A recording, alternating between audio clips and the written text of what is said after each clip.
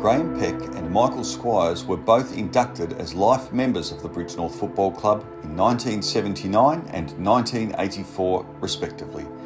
Each played in 4 premiership sides and were named in the club's 1925 to 1970 Bridgenorth All-Star team. Graham was also recognised by the AFL when he was awarded the AFL Volunteer Recognition Award for 50 years service and was inducted as an NTFA Living Legend for Bridgenorth in 2012. Michael played over 200 games for the Parrots, mainly as a full forward, with his best haul being 96 goals in one season. Both have given so much to the club. This is their story.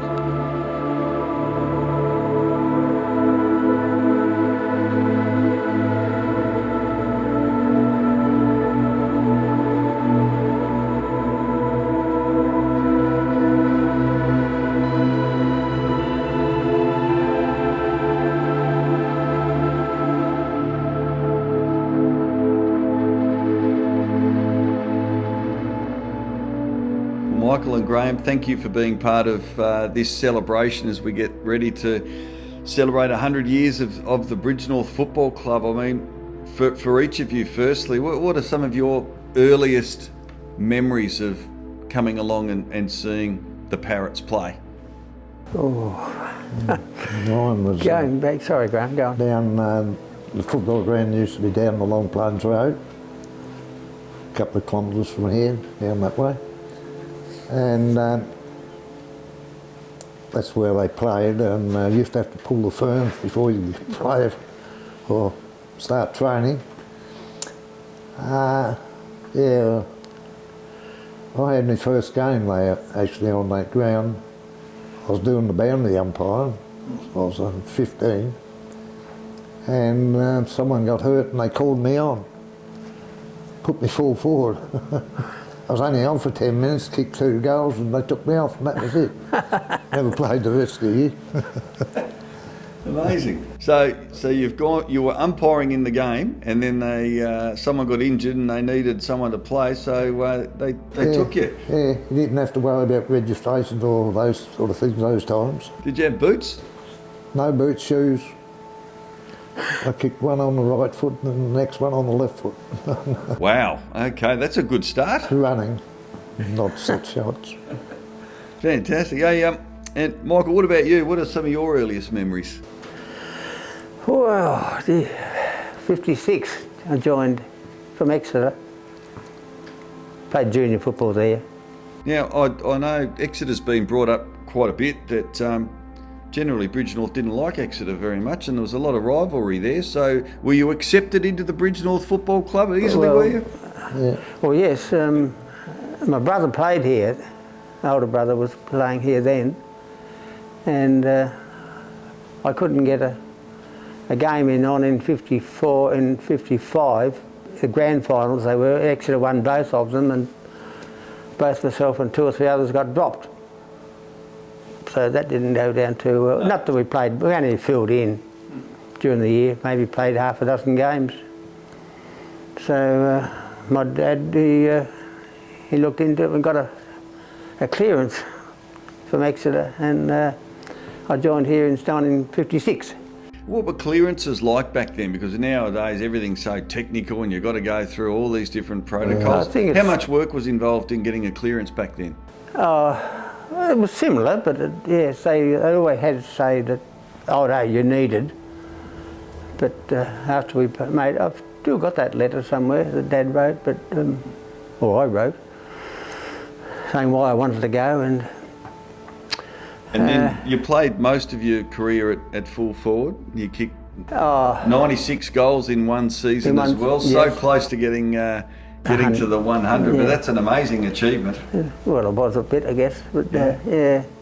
No, it was, I think, I was tipped to get 100, but the other team fed their full forward in the goal square even, so he could get his 100. But I did kick 100 in the year. That was the end of the roster season, yes. So as the year went on, finals, I did go over the 100, but... and Graham, you were selected at centre half forward, also a forward. You were in the All-Star team from 1925 to 1970, but then also a couple of sons were named in the All-Star team from 71 to 1999. You must have taken a great interest and really enjoyed seeing that family history continue. Yeah, certainly did. Those two boys, those great footballers. Michael was a left footer, only Peck I know, a left footer. Greg was a right footer, but they was very good footballers. And it used to give me pleasure watching them there. Yeah.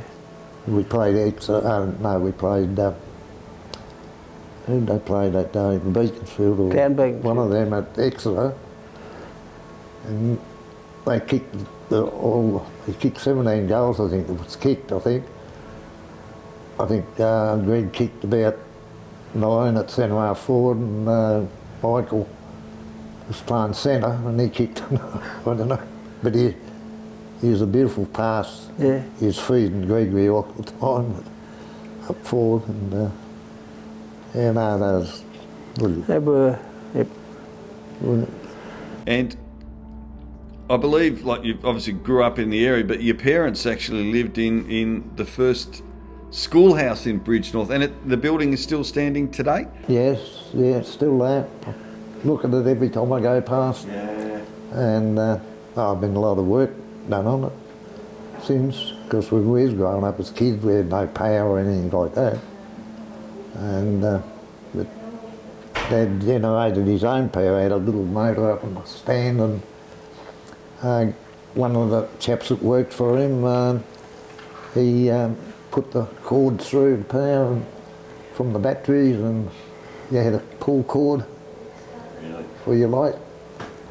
And it was the only one in Bridgenorth. That's the way everyone used to come there on Sunday. We'd have 30 or 40 people there. Wow. And because you had a big family as well, there were a lot of you living in the house, weren't there? That's right. And that used to get a lot bigger on the weekend, did it, when everyone used to come because you had power? Did it what? Big dining room and big table, and the kids, we'd be all fed first. Be all this salads and meat and you name it, cakes and cream cakes. And we'd have our meal and then outside. And then the seniors would have theirs. Yeah. That was unreal. Yeah. And Michael, if we go to the era that you played in, it was an incredibly successful era for Bridgenorth. The club played in 14 grand finals in 19 years between 1949 and 67. What some of your memories of some of the other players that played alongside you in that era, because it was such a strong team? It was, wasn't it? Yes. I did play in 5 grand, no, 5, 6, 8. We lost 3 grand finals, and I was in the team that won 5. Yes, so fantastic. That was really exciting stuff, and you're all good friends. Every one of us were just all good mates. And what made it a strong team? What was the key to the success?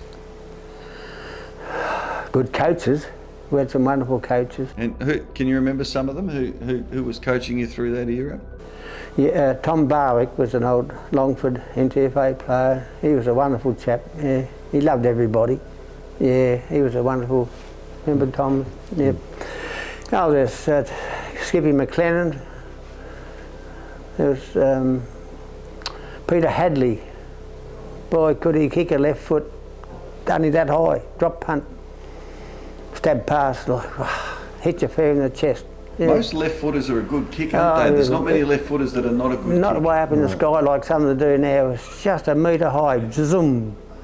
Yeah. What do you think of football today compared to when you played? Do you like it? No, it's awful to watch. Yeah.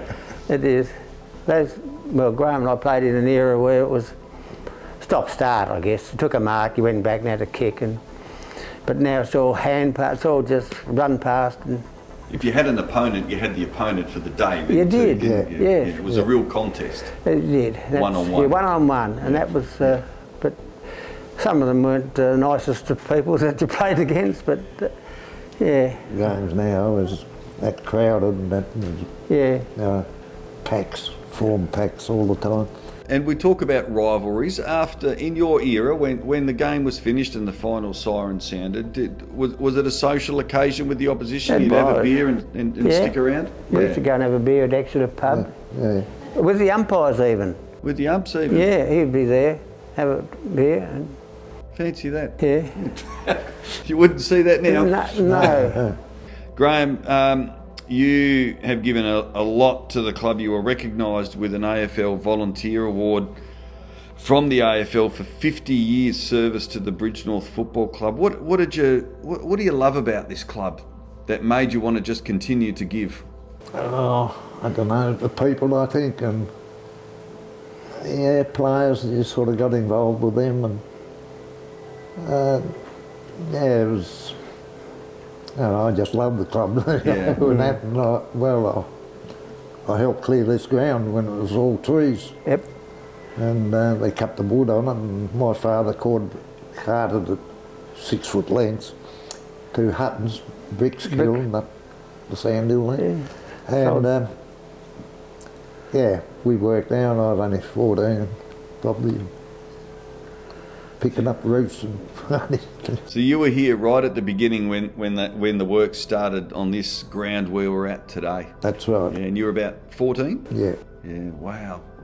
And that would have been a lot of hard work without the technology that is around today. That's I'd right. imagine. They had 2 or 3 little Ferguson tractors. That's all.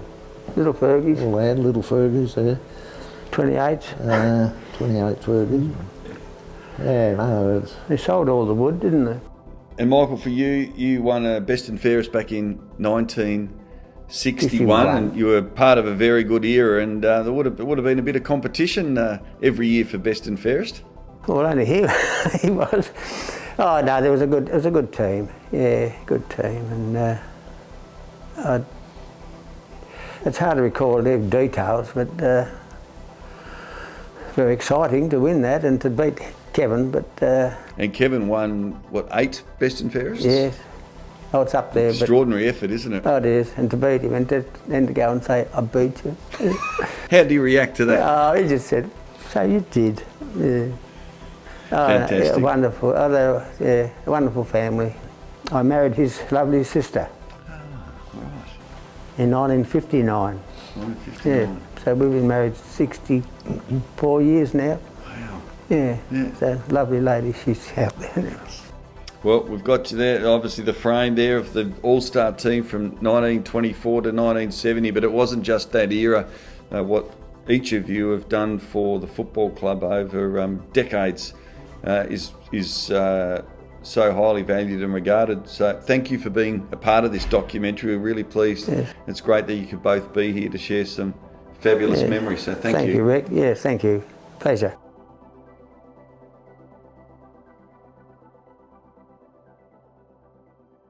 At Impact Safety Group, we're dedicated to keeping your workplace safe. Whether it's training your equipment, we have the tools and expertise to protect your team. From confined space and rescue training, forklift licensing and safe work at heights, our comprehensive courses ensure your team stays certified and compliant. We also provide roof safety systems, fall arrest equipment, anchor points and a range of other safety products. Plus we do regular inspections and calibration. Impact Safety Group, delivering nationally recognised training and equipment to keep your workplace secure and compliant. Impact Safety Group, your safety, our mission.